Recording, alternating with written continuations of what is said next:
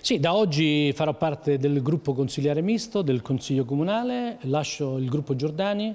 Questi non sono stati 40 giorni semplici per me, ho cercato in tutti i modi una soluzione, ho chiesto dei chiarimenti, ho convocato anche il gruppo, purtroppo gli organismi di stampa hanno riportato più volte di una lettera di sfiducia verso il capogruppo, ho cercato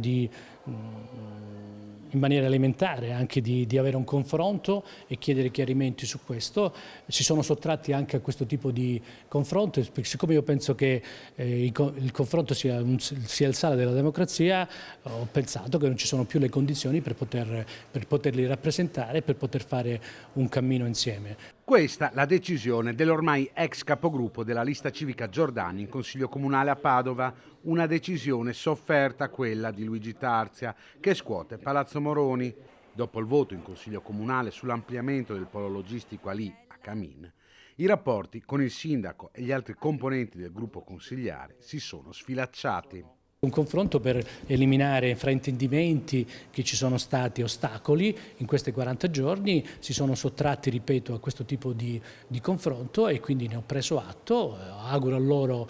le migliori fortune, nell'attività politica e amministrativa della città, io continuerò questo impegno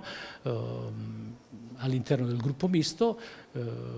valuterò con coscienza e responsabilità ogni proposta di deliberazione della Giunta e se questo è in linea con il sentiment che io ho della città, che dovrebbe riportare anche, penso, il programma della lista di Giordani, avrà sicuramente il mio appoggio e la mia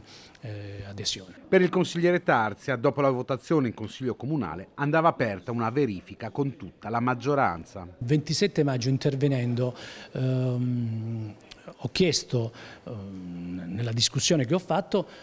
ho suggerito al sindaco, siccome i consiglieri comunali io penso che abbiano un compito fondamentale che è quello di consigliare il sindaco e la giunta su come dovrebbe essere amministrata la città. Da quello che vedevo io, ho consigliato una redistribuzione, a volte ci sta, delle deleghe per spronare la squadra a fare meglio. Era un consiglio che può essere accettato come non può essere accettato.